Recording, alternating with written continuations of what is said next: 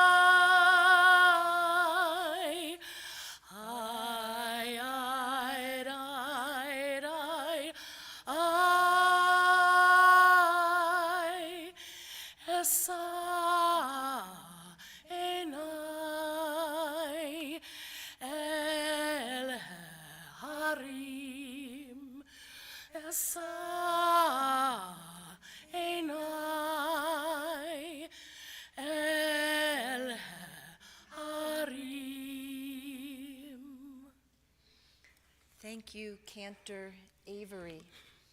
Cantor Avery will also be leading us in some other psalms during our service. I'm Rabbi Ruthie Gelfarb, and I'm also joined this morning by Rabbi Fred Green. We're gathering this morning to honor the memory of Jim Lovett, and because those who knew him as a child came, I just learned that he, in the family, went by Jamie Lovett, which just reminds me that we all actually have many names from husband, brother, Jamie, friend, singer, hiker, gardener, mathematician, lots of different names. I wanted to begin with a reading that I thought is very true for Jim. When I die, give what's left of me away to children and old men that wait to die. And if you need to cry, cry for your brother walking the street beside you. And when you need me, put your arms around anyone and give them what you need to give me. I want to leave you something better than words or sounds. Look for me in the people I've known or loved. And if you cannot give me away, at least let me live in your eyes and not in your mind. You can love me most by letting hands touch hands. by letting bodies touch bodies, and by letting go of children that need to be free. Love doesn't die. People do. So when all that's left of me is love, give me away. I'd like to invite up Rabbi Green to read, "We say shalom and not goodbye."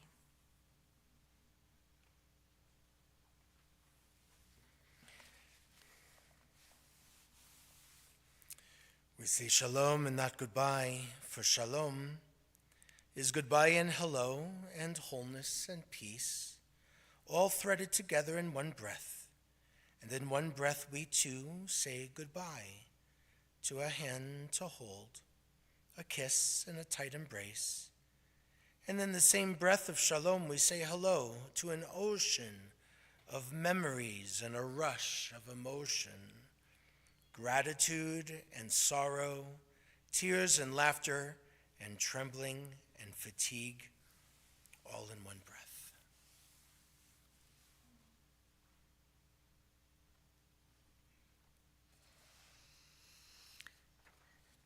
So we'll have a number of speakers, which is our way of saying shalom. But first I wanted to read a few words. I had the opportunity to spend some time with Mary Ann and her dear, dear friend Barbara just a couple of days ago. And so I wanted to share some of what I heard. Jamie Lovett was a man for whom being true to oneself was paramount. His sense of self was forged in the Lone Star State, in a time and place where self-reliance, personal honor, and a love of the outdoors were deeply treasured values. Jim was born in 1939 in San Antonio, Texas, to Virginia Watts Lovett and Carl Lovett. And when Jim was 7 years old, his younger brother Michael was born. The family spent the early years of Jim and Michael's lives in various towns and cities across Texas as their father pursued a career as a science teacher. From a young age, Jim was endlessly curious. He was a rocket boy, building rockets and constantly tinkering to learn how things were made and how they worked. And like many good Texans of his generation, he even had a pet javelin pig. When the family moved to Austin, when Jim was in the 9th grade, his gift for mathematics was recognized. That gift became a lifelong passion, leading through college and ultimately to a doctorate in mathematics and mathematics education. But Jim was not defined by his intellect alone. He possessed a strong moral compass, a deep sense of empathy, and little patience for cruelty or injustice. As a Boy Scout, he refused to be part of a troop whose members bullied a child with special needs. And later, when the first African American students were admitted to the University of Texas at Austin, Jim joined other white students in walking behind them, not symbolically, but literally, to ensure they were protected. Even as a young man, Jim understood that courage often means standing beside those who are vulnerable. This is something that he shared deeply with Mary Ann. This son of Texas would eventually make his way to the metropolis of New York, where he became in many ways a consummate New Yorker. I don't know if this was to the chagrin of his early family or not. For more than 25 years, he taught mathematics and mathematics education at Brooklyn College, sharing with generations of students not only his knowledge, but his love of learning. Jim lived in Park Slope, where through countless hours of hard work, he transformed a brownstone into a beautiful home. He loved singing with the Park Slope Singers, a community that brought him enduring friendships and great joy. He was also an avid reader, and Jim never stopped with a single book by a favorite author. He would immerse himself in the writer's entire, is this how you pronounce it, oeuvre? Yes, he was the kind of man who would know that word. That's why I put it in there. The writer's entire body of work. He pursued ideas deeply and completely. And like many fortunate New Yorkers, he found solace beyond the city. He purchased a cottage in the Catskills, where he hiked the mountains and swam in the lakes. And over time, his passion for hiking only grew. And long before such adventures became commonplace, in 1983 and in 1987, Jim traveled hut to hut through Italy's Dolomite Mountains. He was drawn to the beauty and the challenges of the natural world. And all of this was before Mary Ann. In 1994, thanks to the matchmaking efforts of dear friend Betty, two seemingly different worlds came together: urban Jewish and southern rural. Those who knew Jim know that he had little tolerance for pretension or self-importance. What he valued was intelligence, integrity, a commitment to justice, and a deep appreciation for both the intimate and majestic beauty of nature. And in you, Mary Ann, he found all of that and more.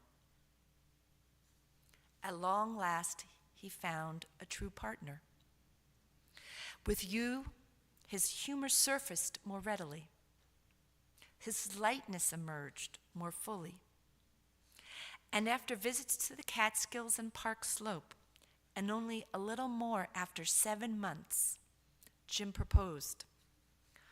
What followed was a marriage that lasted 32 years, filled with companionship, shared adventures, mutual devotion, and love.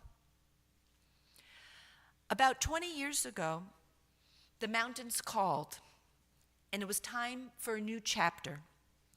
Together, Jim and you packed up your lives and moved to Boulder. Here, you built not only a home, but also a new community. Do you see all the people who've gathered just this morning? Those years were not always easy. Mary Ann, you cared for Jim through multiple illnesses with extraordinary devotion. You were his grounding presence, his steadfast companion, and it should be noted, the cook whose meals he absolutely loved. When I met with Jim during the last week of his life, I was in the hospital with him and Mary Ann was at home. And he ended the phone call with Mary Ann by saying, "I love you." It was a simple moment, but a profound one. And he told me he wanted the last words you would hear from him to be, "I love you. I love you. I love you." And indeed, he did. As we reflect on Jim's life, we see a man who remained remarkably faithful to his values. He followed his curiosity wherever it led. He stood up to injustice when it would have been easier to remain silent. He sought solitary beauty in books, in music, in gardens and in mountains, and he loved deeply when he found the person with whom he could share his life. Perhaps that is the enduring lesson Jim leaves behind: to know who we are and to live with integrity, to use our gifts in service of learning and others, to stand with those who need our support, to remain curious about the world, and to tell the people we love that we love them while we still can. May Jim's memory continue to be a blessing, and may the values by which he lived continue to guide all who were fortunate enough to know him. Amen.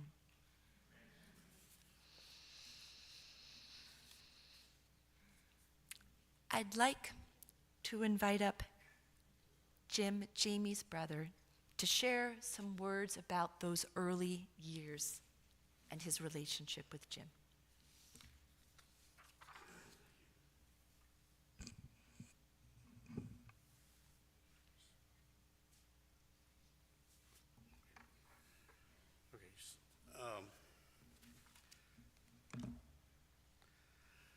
First, Rabbi, that was awesome.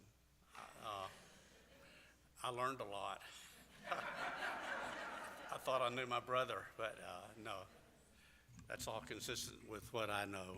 And so Mary Ann asked me a few days ago to put some thoughts together, collect some thoughts, which I did, and had a hard time kind of keeping them together, but so I put them on my phone, and I'll go over a couple of things. So Jamie was 7 years older than me, and that's a lot of years. And kind of adding on to that,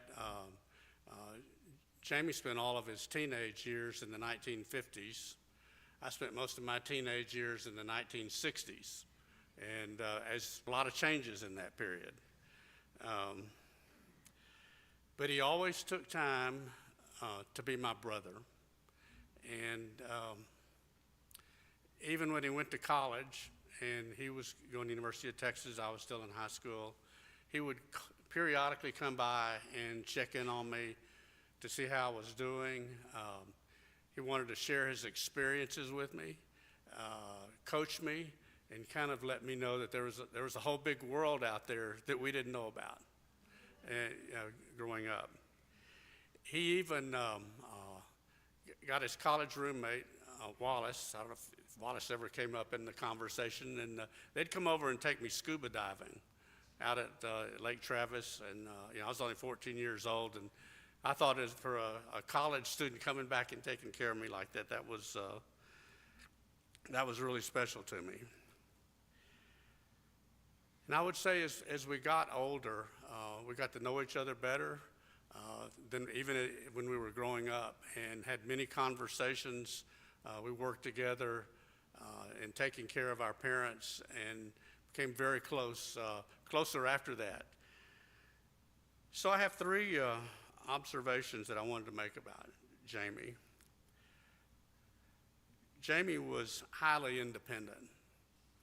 I mean, he was his own man. He was extremely intelligent.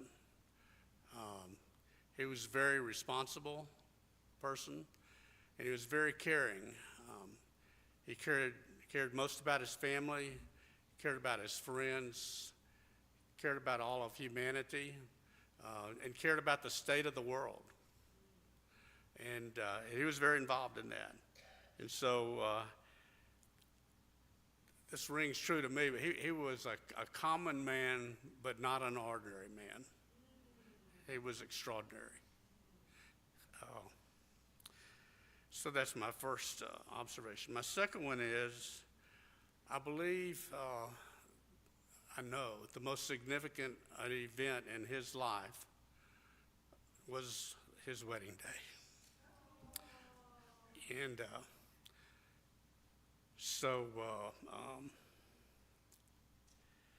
Jamie had found his soulmate for life. It was pure joy. I've never seen him happier. And Jeff, my oldest son, and I had the honor of attending the wedding in Washington, D.C., And it was an extraordinary event. And I've got a great picture somewhere of the three of us there.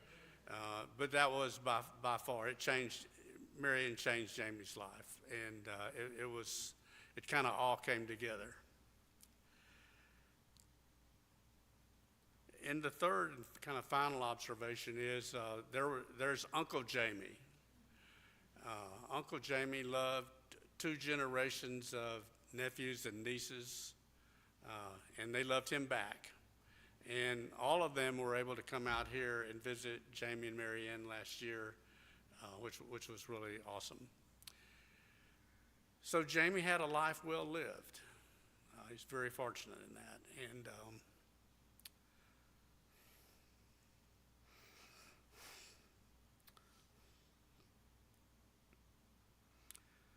so rest in peace, brother. Thank you.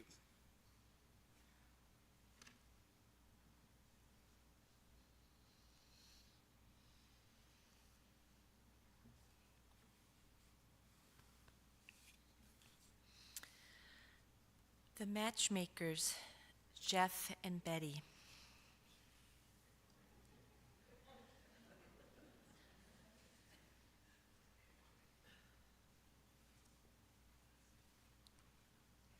That was so beautiful.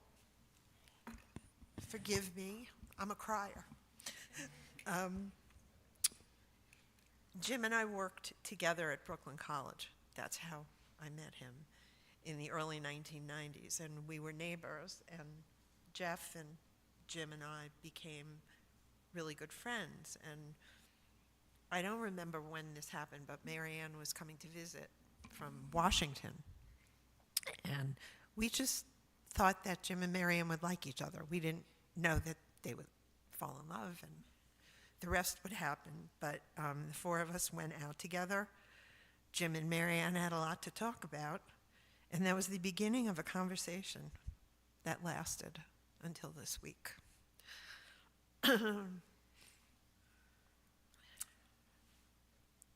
To us, Jim was a great friend, and he stepped up to help us when we were in a very rough period.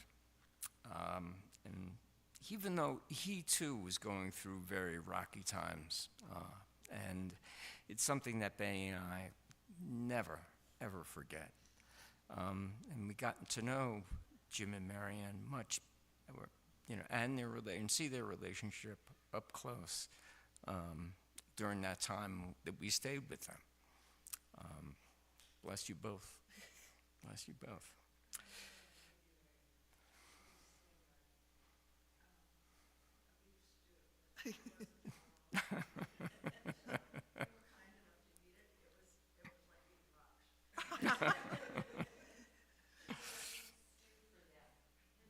That wasn't very tender. No. Well, he also shared with us, we would go and visit them in the Catskills, in their beautiful home in the Catskills, nestled in such a gorgeous spot. And, we'd hike with Jim and spend time with him. And I got to know a man with an enormous sense of self and a backbone and a code that he lived by, and it was inspirational.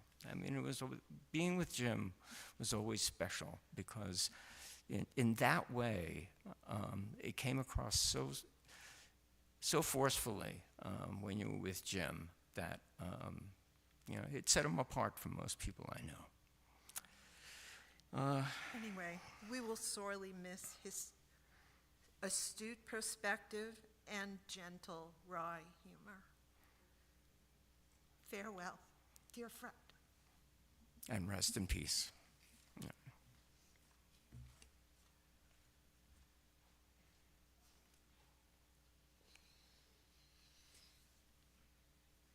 Well, from Texas to New York to Boulder, Colorado, and Mary Ann and Jim had a dear neighbor, Rochelle, who will share a few words as well.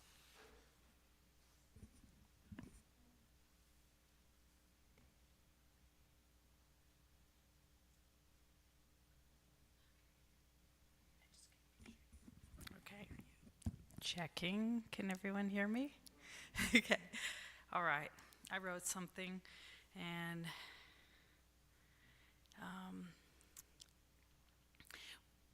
our houses sit across the circle from each other, and our front windows look out towards each other.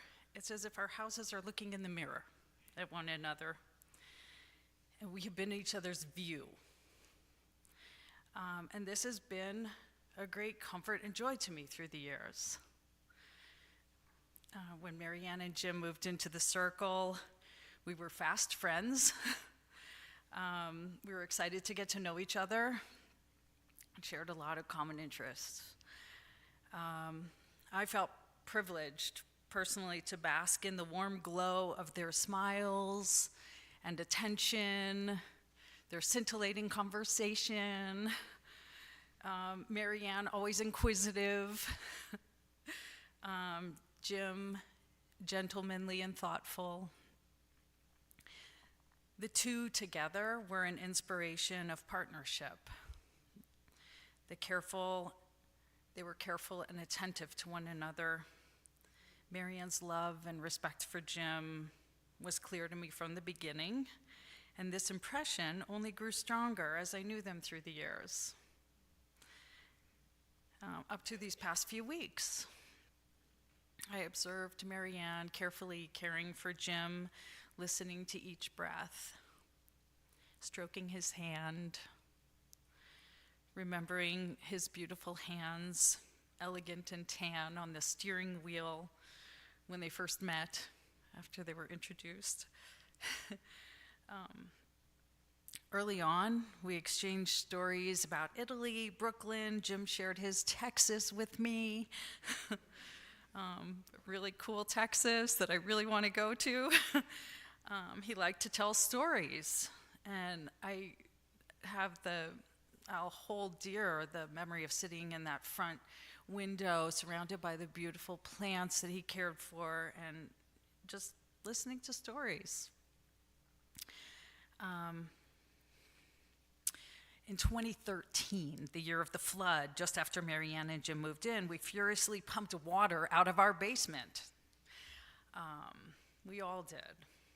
And the water just ran in again just as fast. Jim said he was just going to wait it out, that the water would soon enough fall, just like it came into the basement. We just needed to wait it out. Yeah, you're right, I suppose. Always logical. And I breathed a sigh of relief. I was comforted in Jim's presence. We spent a deal of time together during that flood. We were worried sick at our house, trying to rescue books and boxes of Legos. We're so busy. And at the end of the day, we slept at their house. They opened their house to us because we were furiously pumping with a gas pump in our house, and it was not a place to be. And in the evenings, we just felt calm in their presence, and we ate dinner together and told stories. And I gradually adopted the perspective that Jim shared, that everything was going to be okay. Marianne and Jim picked up our son Avi from the bus stop in 3rd and 4th grade, and they took such delight in him. I would come and get him after work, and he seemed a little more mature, more composed, more confident, and definitely more intelligent. And this was the effect of spending time with Jim and Marianne. Jim helped Avi with his math homework. I'm pretty sure that was one of the seeds of Avi's confidence in saying yes when he was accepted at his REACH school, RPI, pretty good mathy kind of school. And without hesitation, he knew he wanted to do that. So over the past couple of years, every time I saw Jim in the circle, he would ask how Avi, that's my son, how is he doing? And one time when we were having tea, he said he wanted to support Avi with his some funding for his tuition. And, time passed, And last winter, when Avi was home for winter break, we went over to say hello and have some tea and cookies like he did when he was in 3rd or 4th grade. And he was so comfortable in their house, I noticed. They talked about math. They talked about quantum computing, things way over my head. And it makes me very emotional to think of the kindness and generosity and friendship between my son and Jim. Jim wrote Avi a check that covered an entire semester. And having that money in the bank gave Avi a sense of security. It also gave me a sense of possibility and optimism. And repeatedly I moved to tears by that simple kindness and optimism expressed in that gift. So I think of Jim as someone who is able to give and to love. Love is in his name. I didn't. And that he could accept us in the house across the circle, imperfect as we were, he could love us. And I'm a few years behind, but I will go forward into my golden years with the impression, a model of loving kindness. And Jim's presence, we experience the possibility of giving sweetly, simply, as Jim did in many various ways. He was self-assured and without fanfare. He gave with a warm and beautiful smile.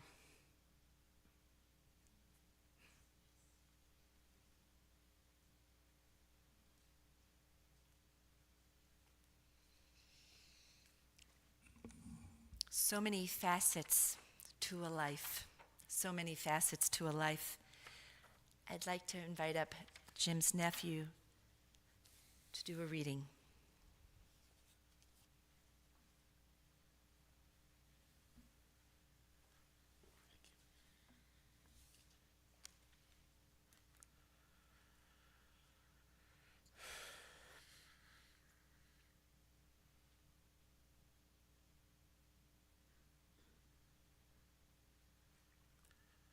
These things I know, how the living go on living, how the dead go on living with them, so that in a forest, even a dead tree casts a shadow, and the leaves fall one by one.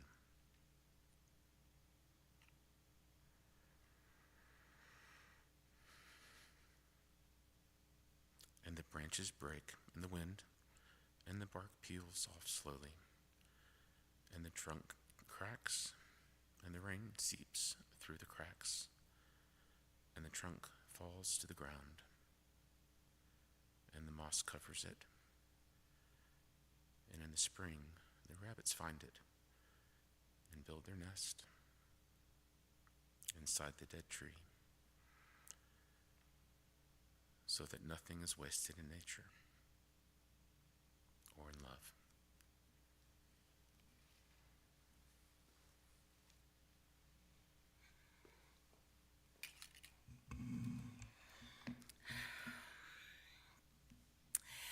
I'll be singing a setting of Psalm 23, but first I wanted to read the text in English, and for those of you who know the text, feel free to say it with me. Adonai is my shepherd, I shall not want. God makes me lie down in green pastures, leads me beside still waters, and restores my soul. You lead me in right paths for the sake of your name. Even when I walk in the valley of the shadow of death, I shall fear no evil, for you are with me. Your rod and your staff, they comfort me. You have set a table before me in the presence of my enemies. You've anointed my head with oil, my cup overflows. Surely goodness and mercy shall follow me all the days of my life, and I shall dwell in the house of God forever. Adonai roi lo echsar bino yarbitzeni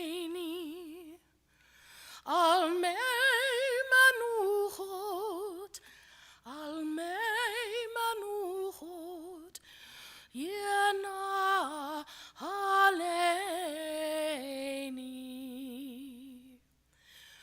nafshi yeshovev yancheni b'maglei tzedek yancheni b'maglei tzedek leman shemo gam ki eilech begei salmavet lo irara ki ata imadi shivtecha umishon techa hema yenachamuni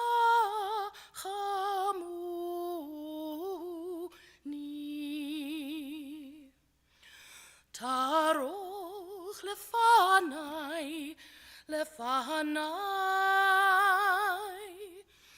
shulchan neged sorerai di shanta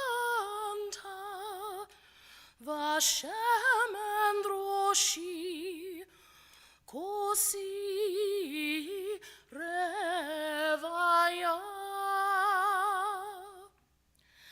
ach tov v'chesed yirdefuni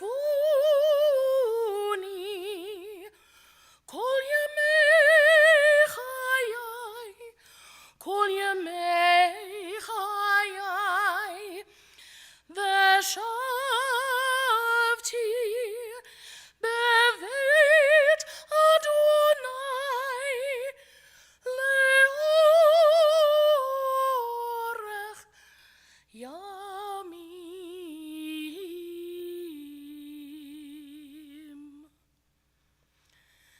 Adonai roi lo echsar.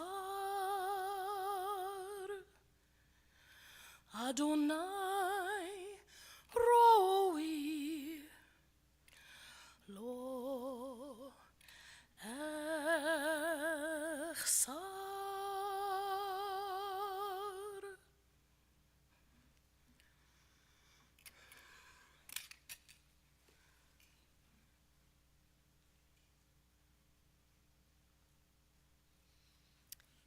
In just a moment, we'll rise for a prayer called the Mourner's Kaddish, and then directly after that, dear friend Beth will also sing our concluding song. Just some quick announcements that this evening at Marianne and Jim's home, there will be a private shiva for family and out-of-town friends. And then on Saturday and Monday from 2 to 4, there will be a visitation at Marianne's home. And we will have a concluding Shiva at Marianne's home on Tuesday evening at 6. The minion will be at 7, but you're invited to come from at 6:30, and we will conclude at 8 p.m. So we have our Mourner's Kaddish to hand out.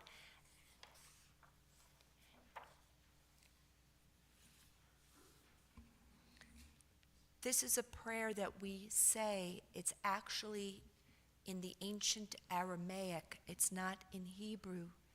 It's a prayer that at the time of our despair and existential angst, that's another word that I understand Jim would understand, based on the visits he did in college to his faith group and the conversations they had. I forgot the word that he used for it.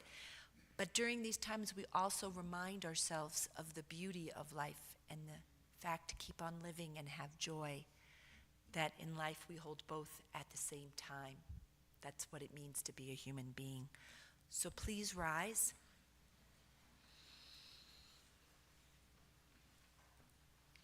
Yit gadal v'yit kadash shemei rabbah. Be'alma divra chirutei v'yamlich malchutei. B'chayechon uv'yomechon uv'chayei dekol beit Yisrael. Ba'agala uv'izman kari v'imru amen. Yehe shmei rabba mevarach le'olam almei almaya. Yit barach v'yish tabach v'yit pa'ar v'yit romam v'yit naseh. V'yit hadar v'yit haleh v'yit halal shmei dekudusha b'richu. Le'ela min kol birchata v'shirata. Tushbechata v'nechamata. Damiran be'alma v'imru amen. Yehe shlama rabba min shemaya. V'chayim aleinu ve'al kol Yisrael. V'imru amen. Osei shalom b'mromav. Huyasei shalom. Aleinu ve'al kol Yisrael. Ve'al kol yoshvei tevel. Ve'imru amen. May the Eternal One grant peace to you who mourn and comfort to all who are bereaved. Amen. Please be seated.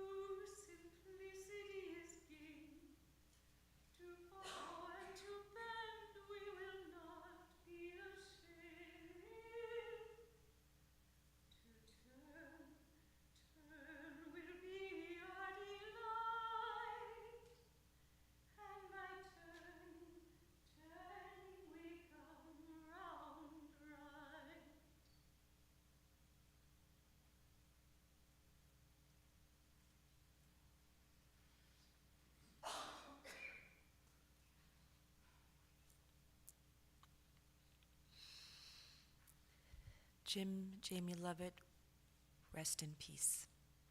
Amen. That concludes our service.